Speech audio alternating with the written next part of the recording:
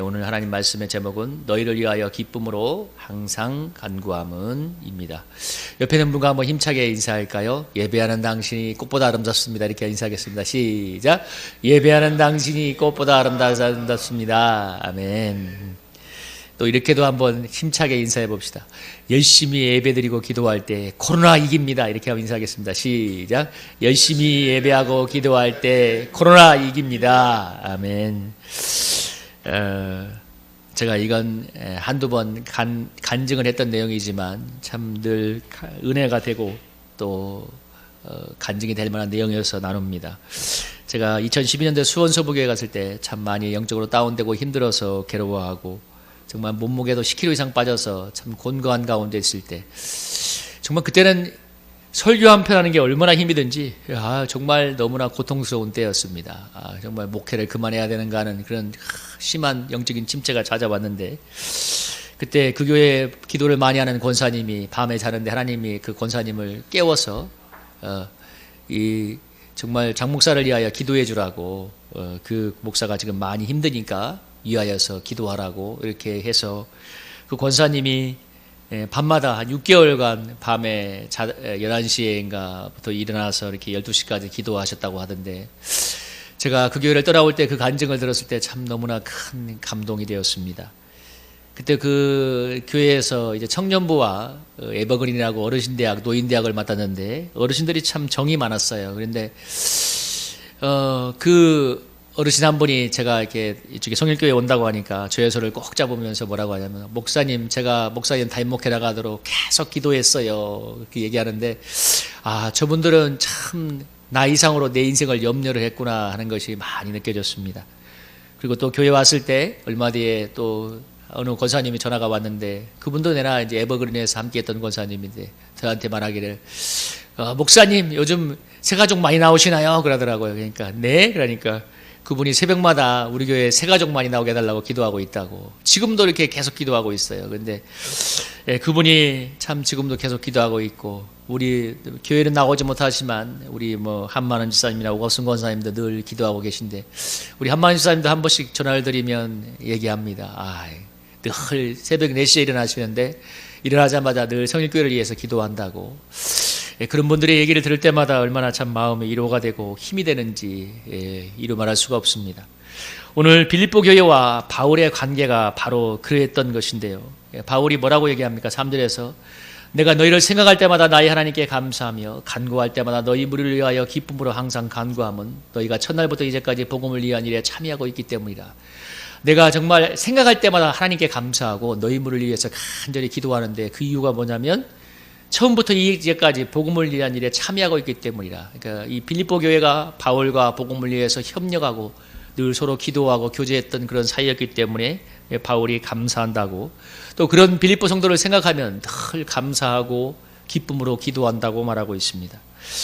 이 바울이라는 인물은 기독교 역사에서 누구도 따라오기 힘든 업적을 남긴 사람인데요. 바울이 사실 신약 성경의 3분의 1를 썼습니다.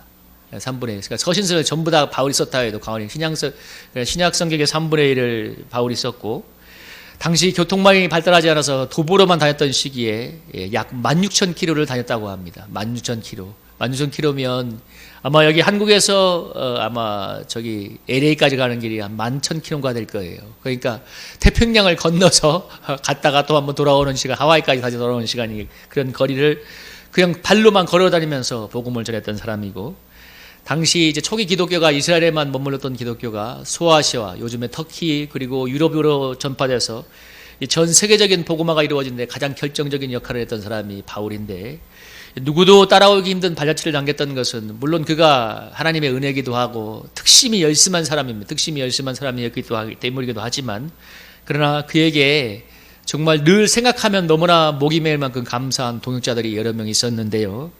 갈라디아서 4장 13절 15절에서 그가 뭐라고 얘기하냐면 갈라디아 성도들을 향해서 뭐라고 얘기하냐면 14절에서 너희가 나를 하나님의 천사와 같이 대접을 하고 그리고 15절에 뭐라고 얘기하냐면 너희가 할 수만 있다면 너희의 눈이라도 빼어서 나에게 주었을 것이다. 이 갈라디아 교회도 내 바울과 함께 협력하던 교회 또 바울이 섬기던 교회 중 하나였는데 그들이 바울을 어떻게 섬겼냐면 하나님의 천사처럼 대하고 여기 뭐라고 표현합니까? 너희의 눈이라도 빼어서 나에게 주었을 것이다. 얼마나 이렇게 뜨거운 사랑의 관계가 되어 있는가. 이렇게 그래서 바울이 이런 눈이라도 빼줄 것 같은 동역자들의 협력이 있었기 때문에 정말 많은 고난도 이기고 복음을 힘있게 증거할 수가 있었는데요. 물론 그것은 바울에게 이렇게 좋은 동역자가 있었던 것은 하나님의 은혜이기도 하지만 반대로 생각하면 자신을 위해서 기도하고 협력하는 그 동역자들을 절대 잊지 않고 정말 생각할 때마다 하나님께 감사하며 정말 마음으로 애끓는 마음으로 사랑으로 기도한 이 바울의 그 사랑의 기도, 바울의 그 사랑의 중심을 서로 만났을 때 그런 아름다운 관계가 되었다고 보여집니다. 바울이 무엇이라고 합니까? 내가 너희를 생각할 때마다 하나님께 감사하며 기도할 때마다 기쁨으로 뭐라고 했어요? 너희를 위하여 항상 간구함은 너희가 복음 안에서 나와 참여했기 때문이라고 얘기하고 8절에서 뭐라고 해서 내가 너희를 얼마나 사모하는지 하나님이 내 증인이 되실 것이다. 그러니까 바울이 얼마나 그들을 사랑하고 기도하고 있는지 마음으로 아끼고 있는지를 말해줍니다. 바울과 함께한 수많은 동역자들이 있었는데 그런 헌신적인 동역자들, 정말 눈이라도 빼줄 수 있다고 바울이 얘기할 수 있는 그런 동역자들이 있었던 것은 하나님의 은혜이기도 하지만 참 바울이 그런 동역자들의 수고를 알고 늘 감사하며 이렇게 기도했던 것이 이런 서로를 향한 서로의 섬김과 사랑이 상호작용을 일으켜서 아름다운 동역의 관계가 이루어질 수가 있었던 것이지요. 오늘 바울이 뭐라고 얘기합니까? 5절에서 너희 속에 착한 일을 6절에서 너희 안에서 착한 일을 시작하신 이가 그리스도 예수의 날까지 이루실 줄을 확신한다고 얘기합니다. 그러니까 우리 안에 있는 복음에 우리 안에 시작된 믿음의 역사를 하나님께서 하셨기 때문에 그리스도 예수의 날까지 이룰 거라고 확신을 하고 있는데 물론 하나님이 하신 것이기 때문에 우리 안에 있는 믿음의 역사가 그리스도 예수의 날까지 반드시 이루어질 것입니다. 여러분 아멘입니까? 반드시 될 것인데 그러나 우리가 또 다른 차원에서 생각해 볼 것은 무엇이냐면 물론 주님의 은혜로 주님의 주권으로 이것이 되어지기도 하지만 믿음의 동역자들과의 동역의 관계가 없다면 또 이 일이 이루어질 수도 없다는 사실을 알아야 됩니다. 주님이 그리스도 예수의 날까지 인도하는 것도 맞지만 그러나 또 다른 차원에서 우리와 복음 안에서 협력하는 그 동역자들을 통해서 주님께서 우리를 그리스도의 예수의 날까지 갈 수 있도록 인도해 주십니다. 그러한 동역의 관계로 쌍방의 노력을 통해서 아름다운 동역이 이루어지고 정말 풍성한 열매를 맺게 되며 그리스도 예수의 날까지 우리의 믿음이 뻗어갈 수가 있는 것이죠. 옛말에 이런 말이 있습니다. 이 고사성어에 고장난명이라는 말이 있는데 이게 외로울 꽃자에 손장자를 써요. 장을 지진다 할 때 그 장자예요. 손장자인데 외로울 꽃자, 손장자, 어려울 난에 소리명자예요. 이 말이 무슨냐면 한 손으로는 손뼉을 칠 수 없다는 것입니다. 이게 여러 가지 의미가 있지만 가장 큰 의미는 혼자로는 할 수 있는 일이 너무 적다는 거예요. 고장난명이라고. 한쪽 손으로는 손뼉을 칠 수 없다는 말인데 참 단순한 말이지만 참 놀라운 이런 계시를 주지 않습니까? 손뼉도 함께 쳐야만 이렇게 소리가 딱 나잖아요. 함께 쳐야만. 한쪽 손으로 함께 노력할 때 서로 노력할 때 아름다운 동행관계가 이루어지고 그리스도의 예수의 날까지 우리가 이룰 수 있게 되며 풍성한 열매를 기대할 수가 있는 것이지요. 그래서 일방으로는 되어지는 일이 거의 없습니다. 일방은 그래서 가장 비극적인 게 짝사랑입니다. 짝사랑.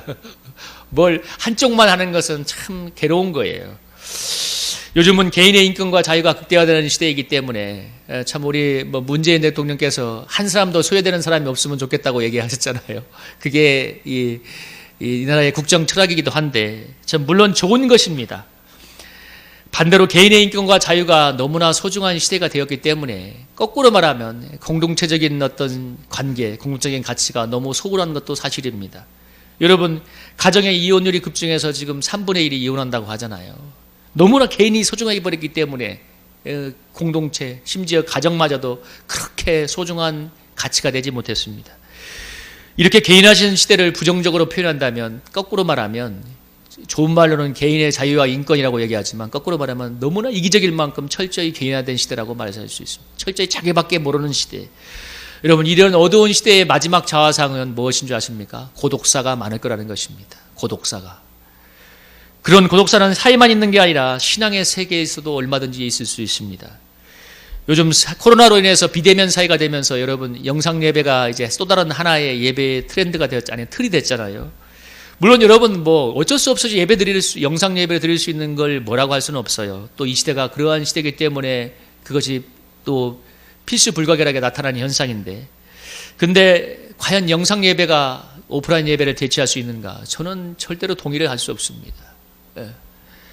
여러분 가나안 족속이라는 말 들어봤죠? 가나안 족속. 무슨 얘기가 거꾸로 하면 안 나가 족속이죠. 신앙은 있지만 교회를 안 나가는 사람을 가나안 족속이라고 하는데, 그런 사람이 통계에 잡히지 않지만 100만, 많으면 200만도 몰아보고 있습니다. 평균 잡으면 150만. 한국교회가 뭐 1000만이라고 하지만 허수 다 빼면 한 700만 생각하는데, 여러분 어마어마한 수치예요. 그러니까 가나안 족속이 얼마나 많은가. 그러니까 교회 공동체에 실망하고 상처받아서 안 나오는 건데, 그런데 그런 신앙의 비극적인 결말은 무엇이냐? 신앙의 고독사가 만연할 것이라는 것입니다. 교회를 안 나와도, 예배를 안 드려도, 기도를 안 해도, 아무 터치도 안 하고 관심도 없는 신앙, 그런 신앙의 결국은 고독사하게 될 것입니다. 교회는 정말 문제도 많고 탈도 많은 곳입니다. 교회 말도 많아요. 농담으로 우리 담임 목사님들이 여자들의 입 때문에 안 거린다고 하잖아요. 교회에 너무 여자들이 말이 많으니까. 여성분들 폄훼하는 건 아닙니다. 그만큼 교회는 말이 많은 곳입니다.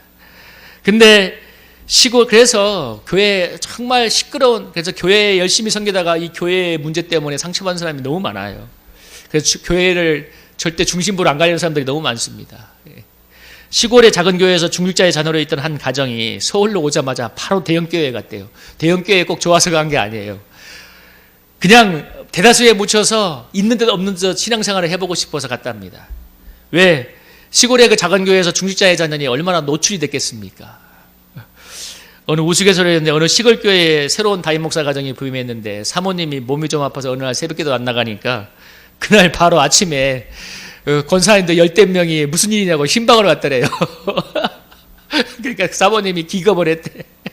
몸이 아파서 좀 못 나갔는데 어르신들이 그냥 새벽기도 끝나니까 아이고 사모님 무슨 일이 있었냐고 10대 명이 그냥 바로 달려오니까, 그런 게 싫고 너무나 자유롭고 편하게 신앙생활을 하고 싶어서 가나안 족속이 되는 사람도 많이 있습니다. 근데 조심해야 됩니다. 그냥 서로 터치 안 하고 거리만 지키다 보면 여러분 비대면 사회가 되죠. 서로 터치 안 하고 거리만 지키면 코로나는 안 걸릴지 몰라도 마귀가 심는 불신앙의 바이러스에 감염되어서 어느 날 소리 소문 없이 고독사할 수 있다는 사실을 기억해야 됩니다. 그러니까 예배 안 나와도 아무 관심도 없고 기도 안 해도 아무 상관이 없고 저 사람이 신앙생활을 어떻게 하는지 뭐 비대면 사회처럼 거치 안 하는 게 그 결코 좋다고 말할 수는 없어요. 여러분 사랑에 아무 관심이 없는 건가요? 저 사람은 지금 인생에 정말 썩어가는 문제를 안고 빚이 너무 많이 져서 사업이 지금 산이 중리하고 있다면 정말 내가 오늘 교회 예배 드리고 나면 내가 진짜 한강을 가서 뛰어다니겠다는 사람 마음이 있다면, 근데 그런 사람에게 아무런 관심도 없고 아무런 대화도 없다면 여러분 그게 어떻게 좋은 공동체라고 할 수 있고 그래서 혼자 가나안 족속처럼 있는 것을 좋다고 말할 수가 있겠습니까? 우리가 주님 앞에 가는 그날까지 우리 안에 착한 일을 시작하신 그 하나님의 역사가 아름답고 풍성한 열매를 맺고 그리스도 예수의 날까지 이르려 한다면 하나님의 은혜가 절대적으로 필요하지요. 그러나 나와 함께 협력하고 교제하는 복음의 동역자들이 너무나 소중하다는 걸 기억하셔야 됩니다. 우리는 결코 혼자 갈 수 없어요. 함께 가야 되고 서로 밀어주면서 가야 됩니다. 그래서 기도하면서 복음하면서 협력하고 교제하는 동역자들이 얼마나 소중한지 모릅니다. 그들과 기도와 복음 안에서 교제하고 협력할 때 우리에게 착한 일을 시작하신 하나님의 역사가 아름답게 열매를 맺게 되고 그리스도 예수의 날까지 이르게 될 줄로 믿습니다. 여러분 사람을 소우주에 표현합니다. 제가 지금까지 경험한 건 뭐냐면, 물론 사람을 소우주에 표현한 게 그 사람 안에 그리스도의 형상이기 때문이기도 하지만 그 한 사람은 그 한 사람 속에 우주가 담겨있기 때문에 그래요. 내가 결코 알지 못한 인생의 경험과 세계가 그 안에 농축되어 있기 때문에 그렇습니다. 그래서 아무리 애쓰고 힘써도 안 되는 것들이 한 번의 만남을 통해서 이루어지기도 합니다. 여러분 우리가 아무리 열심히 노력해도 사실 우리란 사람은 한 개인은 사실 아침 한개같이 연약한 한 존재잖아요. 그런데 하나님이 만남해 주신 만남 안에서 소주와 같은 다른 사람을 만나게 될 때, 그 만남의 벽이 열리게 될 때 정말 아침 한개같이 너무나 연약한 우리가 새로운 우주를 열어갈 수 있는 지평이 열리게 됩니다. 그래서 저는 우리 목회자들하고도 한 번씩 만나서 얘기를 하게 되면 너무 고민하지 아니 내가 고민해도 안 되었던 것들 아니면 전혀 생각하지 않았던 것들을 알게 됩니다. 그래서 이 전도서 얘기잖아요. 철이 철을 날카롭게 한다고. 여러분 만남과 만남이 피곤하기도 하고 괴로울 수도 있겠지만 그러나 만남이 놀라운 새로운 우주를 열어줍니다. 내가 예수를 믿게 된 것, 저는 결코 혼자 예수를 믿지 않았습니다. 저를 위해서 제가 어릴 때 그렇게 기도했던 저의 먼 친척의 목사님이 있었고, 제가 대학생 때 저를 위해서 빠짐없이 기도하고 군생활 28개월 내내 한지도 빠짐없이 편지를 보내주었던, 전도 편지를 보내주었던 저의 전도자가 있었기 때문입니다. 여러분, 그들의 수고가 없이, 동역이 없이 저 혼자 예수를 믿었다면 저는 지금까지 예수를 안 믿었을 거예요, 아마. 그분들이 정말 저와 함께 저를 위해서, 복음을 위해서 수고하고 협력했기 때문에, 여러분, 제가 이번에 청소일을 제가 시작할 수 있게 된 것은, 물론 뭐 제가 결단한 것도 있지만 우리 옆에 앞에 있는 최동원 집사님 가정이 먼저 청소일을 하면서 이렇게 할 수 있도록 도와줬기 때문에, 이 청소 그 계약을 하러 갈 때도 우리 최동원 집사님이 가서 계약을 사실상 만들어줬기 때문에 그 일이 가능한 거였죠. 여러분, 함께 여러분이 예배드리면서 예배를 드려주고 있기 때문에 여러분 지금 예배가 가능한 거죠. 러시아의 톨스토이가 세상에서 가장 중요한 게 세 가지가 있다고 했죠. 어떤 순간이 가장 중요한가? 바로 지금이 가장 중요하다고 했고, 어느 누가 가장 중요한가? 가장 지금 옆에 있는 사람이 중요하다고 했고, 어느 일이 가장 소중한가? 바로 지금 하고 있는 그 일이 가장 소중하다고 했습니다. 세상에서 가장 소중한 세 가지, 바로 지금 있는 그 순간, 지금 있는 그 사람, 지금 하는 그 일이 가장 소중하다고 말했습니다. 여러분, 비록 소수이긴 하지만 여러분이 있기 때문에 성일교회가 있는 것이고 예배가 가능한 것이고 제가 있는 것이죠.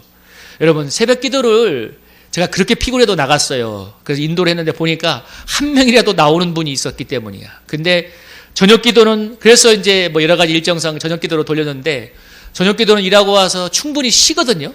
그러니까 충분히 쉬기 때문에 마음만 먹으면 육체적으로 얼마든지 할 수 있어요. 근데 새벽 기도처럼 절대적으로 잘 안 해요. 간혹 빠져요. 근데 이유는 함께 기도하는 성도가 없기 때문입니다. 이 간단하더라고요. 새벽에는 한 분이라도 나오니까 함께 간절하게 기도하는데, 저녁에는 그냥 내가 함께 기도하는 성도가 없으니까 그냥 이렇게 빠지는 거예요.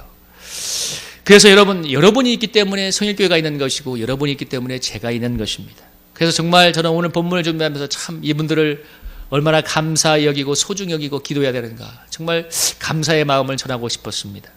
바울은 복음화에서 줄곧 협력했던 그 빌립보 성도들을 뭐라고 했어요? 늘 감사하며 하나님께 기도했다고 하지 않습니까? 뭐라고 얘기합니까? 오늘 바울이 본문에서 이렇게 얘기하지 않습니까? 내가 너희 무리를 위하여 7절에서 이와 같이 생각하는 것이 마땅하니 이는 너희가 내 마음에 있고 나의 매임과 복음을 변명함과 확정함에 너희가 다 나와 함께 은혜에 참여한 자가 됨이라. 내가 예수 그리스도의 심장으로 너희 무리를 얼마나 사모하는지 하나님이 내 증인이시니라. 바울은 자기와 함께했던 그 동역자들이 너무 감사하고 그들을 생각하면 정말 마음이 끓어올라서 기도했던 그런 사랑이 끓어넘치는 사이가 되었죠. 여기서 참여한다는 표현이 신약 성경의 헬라어로 코이노니아라는 용어인데, 이게 뭐냐면 교제, 나눔 이런 뜻입니다. 이 바울이 신약 성경에서 가장 많이 썼는데, 빌립보 성도가 복음 안에서 바울과 함께 코이노니아, 서로 교제하고 나누게 될 때 이렇게 바울과 성도들 간에, 이 빌립보 교회 간에 늘 기도하는 사랑의 관계가 되었던 것이죠. 여러분, 앞서 저를 위해 기도해 주었던 분들, 지금도 저를 위해 기도해 주시는 분들, 이분들이 지금까지 가능한 것은 복음 안에서 교제가 계속 있었기 때문에 그렇습니다. 뭐 연락도 안 하고 죽는지 사는지 모르고 무슨 기도를 하겠습니까? 수원서부교회에 저희가 명절에 우리 교육자들, 부교육자들이 함께 그 담임 목사님께 인사를 드리러 가는데, 근데 갈 때마다 이렇게 우리를 위해 식사를 섬겨주시는 권사님이 있습니다. 그분이 제가 늘 받기만 하는 게 미안해서 이제 한 번은 몇 번 갈 때 과일을 저도 답례로 드렸는데, 저한테 편지가 왔어요. 뭐라고 편지가 왔냐면, 목사님, 이 과외를 받는 게 너무 부담이 된다는 거야. 이 목사님한테 대접을 받는 게. 물론 그분이 어르신이고 그 당시에 정말 목회자를 정말 이게 막 선대하던 그런 그런 분위기가 있었기 때문에 그분이 그런 마음을 갖는 게 이해는 됐어요. 너무 이 과외를 받는 게 죄송합니다. 근데 제가 그 편지를 읽어보면서 생각하다가 뭐라고 전화를 드렸냐면, 권사님은 저에게 이렇게 많이 기도해 주시고 이렇게 저를 생각하면서 섬겨주시는데, 근데 권사님이 제가 주는 것, 이 작은 것을 이렇게 부담스러워 하신다면, 반대로 말하면 저는 권사님에게 이렇게 기도와 사랑을 받는데 저는 저의 마음은 어떻겠습니까? 저도 부담스럽지 않겠냐고. 그러니까 권사님도 이 작은 거지만 계속 받으셨으면 좋겠습니다. 그러니까 권사님이 그때 이게 마음으로 받아들이더라고요. 저도 작지만 섬기면 좋겠다고 해서 그분이 이렇게 받아들였는데, 여러분, 그러니까 이게 상호적인 거죠. 이번에 여보해질 때 우리 교회 어르신들한테 몇 분한테 자그마한 선물을 이제 교회 못 나오지만 이렇게 택배로 보내드렸는데 그분들이 정말 고맙다고 저한테 감사의 전화를 했어요. 근데 왜냐하면 그분들을 기억한다는 걸. 우리 오갑승 권사님은 가니까 목사님이 저를 잊지 않고 오셨군요 하는데 정말 이 마음이 미어졌습니다. 저분 너무나 외롭구나. 일생을 교회를 위하여서 충성하며 섬긴 분들에게 그분들을 기억하고 그분들을 위해서 정말 사랑으로 섬기는 것, 그것이 그분들은 지금도 이름도 없이 빛도 없이 저희 교회를 위해서 기도하시거든요. 이것이 서로 함께 갈 때 성도의 교통이 이루어지는 것이죠. 코이노냐는 교제, 나눔, 함께함이란 뜻입니다. 이것은 쌍방적이고 상호적인 것입니다. 서로 나누고 서로 섬기고 서로 기도하고 서로 교제하는 것이죠. 그래서 코이노냐를 위해서 여러분 서로 무던히 노력해야 됩니다. 제가 이번에 선교사님에게 지난주에 얘기한 것처럼 재정이 어려워서 이제 후원을 못하니까 저도 모르게 선교사님에게 참 연락을 못하게 됐는데 참 이번에 많이 회개한 게, 물론 재정이 어려워서 후원은 못할 수 있지만 계속 소통하며 서로 기도할 수는 있잖아요. 근데 저도 모르게 마음이 위축되어서 선교사님에게 연락을 잘 못했는데, 다행히 이번에 그 빌레이던 서왕의 선교사님 가정에 들어왔는데 어떤 일이 있었냐면, 그 가정에 들어오는데 한국에 와서 한 달 반 정도 머물다 나우스로 다시 가시는데 집과 이동할 차가 필요한 거예요. 그 가족이 7명이거든요. 자녀가 5명이기 때문에. 그러니까 근데 생각 중에 우리 교회 본고가 생각나서, 우리 교회 본고가 이번에 마지막으로 쓰임 받고 순교하면 좋겠다 해가지고 그 본고를 이제 드렸는데, 물론 우리가 재정은 후원을 못했지만 그 작지만 차를 드리니까 제 마음도 그렇고 참 하나님이 주시는 다시 복음의 코이노니아가 회복된 것 같아서 너무 감사가 되었습니다. 그리고 우리 중국에서 계신 우리 그 고대원 선교사님도 지금 한국에 들어와서 코로나 때문에 앞으로 들어갈 기약이 없대요. 들어갈 기약이 없는데, 그분하고도 며칠 전에 한번 이제 어떤 기회가, 전화번호가 바뀌었다고 해서 통화할 기회가 됐는데, 제가 먼저 선제적으로 연락을 했으면 좋았을 거예요. 근데 참 마음이 위축되어서 연락을 못 했는데, 이것도 어쩌면 있으면 교만일 수 있습니다. 전에 그나마 조금이라도 후원할 때는 그 후원한다는 그 꼴값에 마음이 담대해서 했는지 모르지만 못하니까 마음이 약해져서 못하는 것이, 이게 교만일 수도 있는데, 여러분 핵심은 뭐냐면 교제가 있어야 정말 서로의 형편을 속속들이 알고 선교사님의 그 마음에 성의교회가 있고 우리의 마음에 성도들이 계속 생각나서 기도하게 된다는 것이죠. 그래서 참 이게 함께 나누고 교제하는 것은 정말 중요한 것입니다. 그래서 교회에서 함께 놀고 함께 먹는 걸 결코 소홀히 해서는 안 돼요. 여러분 한번 같이 어울려서 먹고, 그래서 회사에서 여러분 뭐합니까? 회식 많이 하잖아요. 심지어 그 공식 비용으로 잡혀 있잖아요. 이유가 있어요. 왜냐하면 함께 먹고 나누면서 놀면서 하는 것이 수많은 문제를 해결하고 새로운 걸 열어줍니다. 그냥 보이지 않는 때를 뻗겨내는 거잖아요. 코로나로 인해서 주일예 배우 여러분 식사를 하지 않고 있지 않습니까?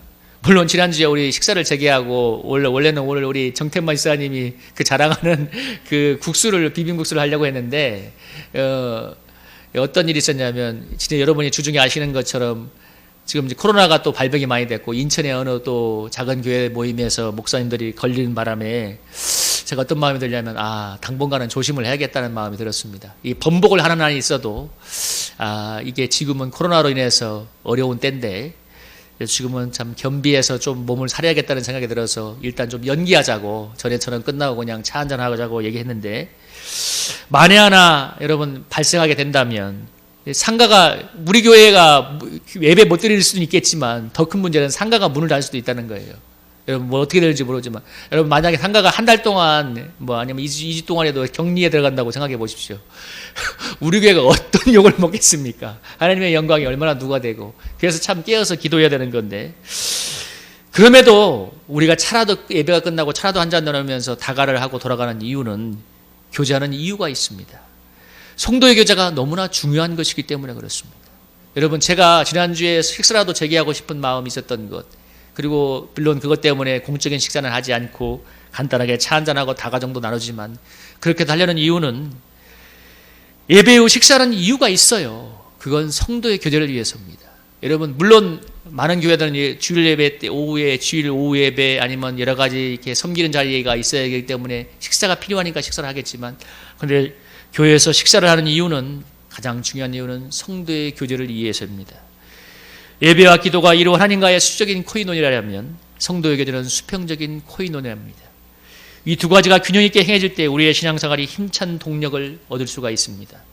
바울의 고백처럼 우리 속에 시작된 복음의 역사가 풍성한 열매를 맞고 그리스도 예수의 날까지 이룰 수가 있게 됩니다. 며칠 전 금요기도회 모임을 하면서 이 찬양 은혜가 됐죠. 예수 늘 함께 하시라는 이 찬양을 우리 함께 불렀는데, 여러분 가사를 한번 보세요. 고단한 인생길 힘겨운 오늘도 예수 내 마음 아시네. 지나간 마음도 마주할 상도 예수 내 마음 아시네.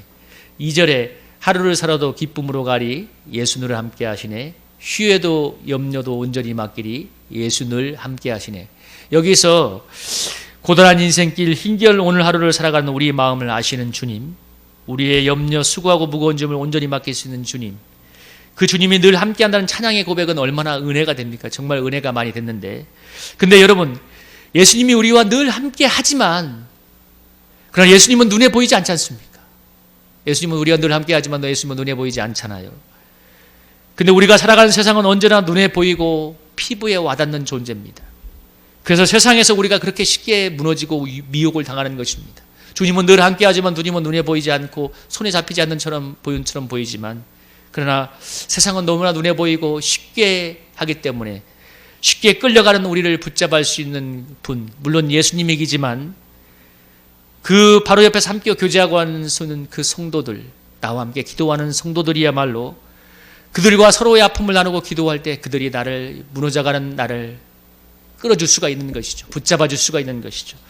여러분, 지난주 금요기도회 때 우리 교회 와서 자주 기도하고 교제하던, 근데 오늘 우리 집사님이 없는 줄 알고 간증을 하려고 했는데 집사님이 왔어.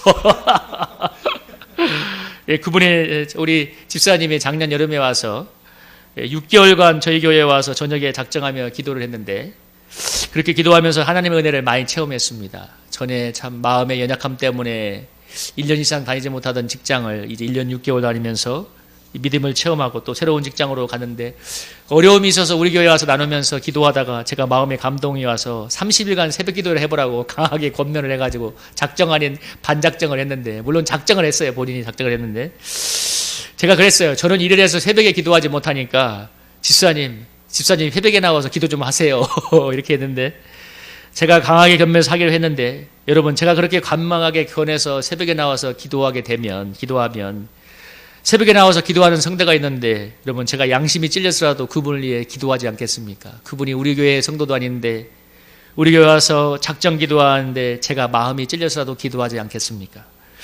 그렇게 서로를 위해서 기도해 주게 될 때 여러분, 성도의 교제가 이루어지는 것이죠. 그리고 서로를 위해 기도해 줄 때 기도의 두 겹줄, 삼겹줄이 만들어져 가는 것입니다. 때마다 우리 광단합을 섬겨주는, 오늘도 이번에도 우리 박변희 지사님이 섬겨줬는데, 3년 전에 우연한 사건을 통해서 그분의 가정의 아픔인 아드님 문제를 제가 좀 도와드리게 되니까 그것이 관계가 되어서 그 원장님이 새벽 기도에 나와서 한참 기도할 때는 새벽 기도가 10명까지 부흥이 됐어요. 그분이 그렇게 기도를 많이 해주고, 또 때마다 이렇게 우리 교회를 위해서 헌금해주고, 또 강단합원을 섬겨주는데, 얼마 전에 지난 부활절인가 참 일로 인해서 몸과 마음이 피곤해서 지쳐서 어느 날 저녁에 이렇게 피곤한 마음으로, 정말 이렇게 힘든 마음으로 교회에 왔는데, 이 부활절 헌화를 해놔가지고 화사한 이 부활절 꽃을 보면서 제가 마음에 얼마나 큰 위로를 받았는지 모릅니다. 여러분, 이것이 하나의 사건이지만 매주마다 여러분이, 우리 성도님들이 보이지 않는 자리 가운데서 일하면서 이 교회에 와서 함께하는 것이 얼마나 큰 힘이 되고, 또 그것이 얼마나 큰 하나님의 은혜인지 모릅니다. 너무나 당연한 것 같이 보이지만 너무나 큰 은혜이기도 합니다. 여러분, 전도서 4장 8절에서 12절에서 이렇게 얘기하죠. 전도서 8장에서 13절에서 여러분, 이거 한번 읽어볼게요. 어떤 사람은 아들도 없고 형제도 없이 홀로 있으나 그의 모든 수고에는 끝이 없도다. 또 비록 그의 눈은 부유를 족하게 여기지 아니하면서 이러기를 내가 누구를 위하여는 이같이 수고하고 나를 위하여는 행복을 누리지 못하게 하는가 하여도 이것도 헛되이 불행한 노고로다. 두 사람이 한 사람보다 나음은 그들이 수고함으로 좋은 상을 얻을 것입니다. 혹시 그들이 넘어지면 하나가 그 동물을 붙들어 일으키려니와 홀로 있어 넘어지고 붙들어 일으킬 자가 없는 자에게 화가 있으리라.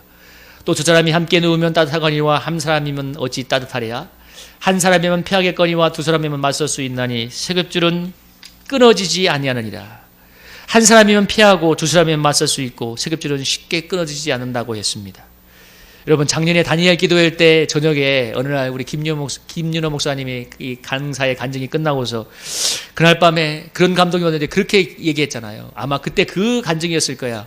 어느 부모님의 기도로 인해서 자기의 이렇게 막 인생길에 하나님의 역사가 있다고 간증했던 분인데, 그래, 우리 부모의 기도가 이렇게 자녀의 축복이 나타나니까 기도하자고 하면서 그날 밤에 뭐라고 했냐면, 오늘 밤은 나를 위해 기도하는 그 사람을 위해서 기도합시다 하면서 기도하라고 했는데, 저는 그 밤에 기도하면서 그 나를 위해 기도했던 분들, 정말 소중한 나의 옆에 있는 동역자들을 생각하면서 얼마나 기도하는데 정말 그날처럼 눈물이 나는 게 없었어요. 그러니까 하나님의 감동이죠. 막 눈물을 청파 흘리면서 기도했는데, 기도해 준다는 것은 여러분 무슨 말입니까? 그 사람이 마음에 있다는 것입니다. 그 사람이 마음에 있고, 복음 안에서 서로 교제를 하며 나누는 사이이기 때문에 마음에 있고 생각이 나는 거죠. 여러분, 이 말씀을 한번 바울의 고백처럼 너희가 내 마음에 있다고 했던, 너희는 늘 생각할 때마다 하나님께 감사하고 했던 바울의 고백 속에서 여러분, 오늘 우리의 마음 속에는 누가 있고 나를 위해, 정말 나를 위해서 염려하고 기도해 주는 사람은 누구인지 한번 생각해 보면 좋겠습니다. 정말 그 사람이야말로 하나님이 보낸 소중한 동역자입니다. 여러분, 그들을 존귀 여기고 감사하며 바울처럼 기도해 주는 우리가 되었으면 좋겠습니다. 그럴 때 나를 위해 기도하는 그 사람과 더욱 아름다운 여러분 코니어이나 동행관계가 이루어지게 될 것이고, 그래야 할 때 우리 안에 착한 일을 시작하신 하나님의 놀라운 역사가 아름다운 열매를 맺고 여러분 그리스도 예수의 날까지 이루게 할 줄로 믿습니다. 여러분, 우리 오늘 이 시간에는 우리 찬양 부르고 그 기도했으면 좋겠어요. 아까 우리 김은호 목사님이 얘기한 것처럼 여러분, 나를 위해 기도해 주는 그 사람을 위해서, 나를 위해 기도해 주는 그 사람을 위해서, 정말 나를 생각하고 그 사람이 나를 생각하고 나를 위해 기도해 주는 그 사람을 위해서 우리 특별히 한번 기도하는 시간 가졌으면 좋겠습니다.